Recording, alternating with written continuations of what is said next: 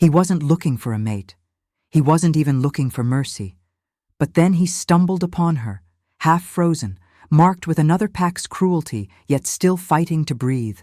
His wolf surged forward with one savage truth: mine, and no alpha, not even fate, was going to take her from him. She didn't remember when her feet went numb, only that the snow kept coming, and she couldn't stop. The forest swallowed sound. No pack calls, no patrol horns, just wind cutting through bare branches and into her lungs. Her cloak was gone, torn away during the last shove that sent her staggering down the path and out of the territory for good.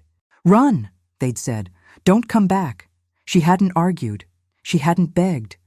She'd learned a long time ago that begging didn't stop hands or words from leaving marks that didn't show. By the time her legs failed, dusk had already settled. She collapsed face first into the snow, breath burning, vision narrowing. This was how it ended then. Not with a howl, not with a fight, just cold. She tried to rise once more. Her arms trembled and gave out. Snow pressed against her cheek. Her eyes slid shut. The Alpha was not meant to be this far south. Border patrols didn't cross into dead ground unless something had gone wrong.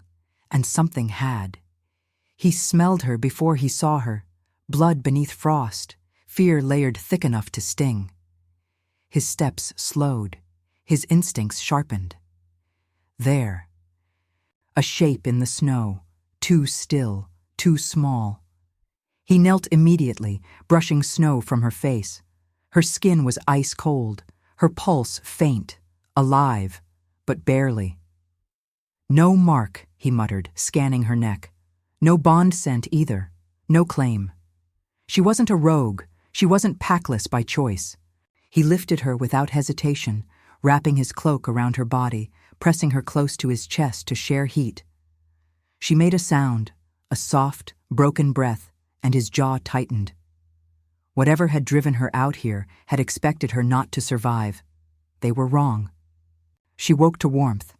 Not just heat, but presence, solid, steady, unmoving. Her eyes fluttered open to stone walls and low firelight, a stronghold, Alpha territory. Panic surged. She tried to sit up. A hand steadied her shoulder. "Easy." His voice was calm, controlled, the kind that expected obedience without raising it. "You're safe," he said. "You crossed my border. I found you half dead in the snow." She swallowed. "You shouldn't have." His expression didn't soften. "I don't leave people to freeze." Days passed, then nights.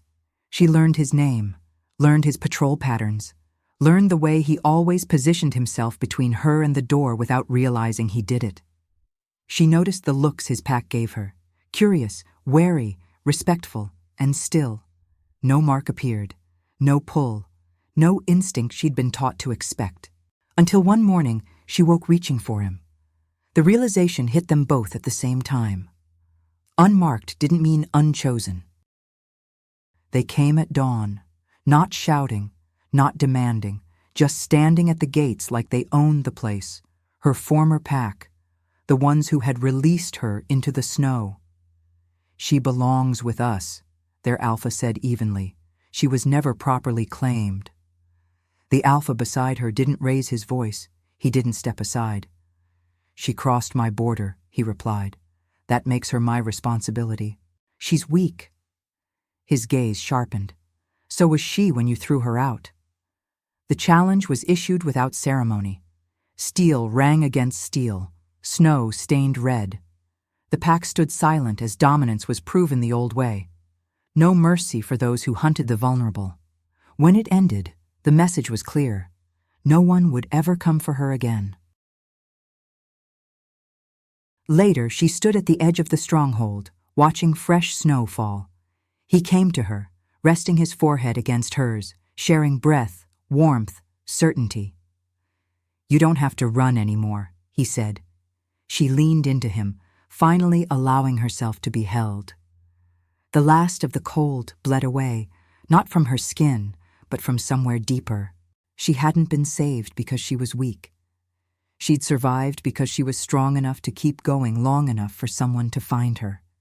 And this time, someone chose her.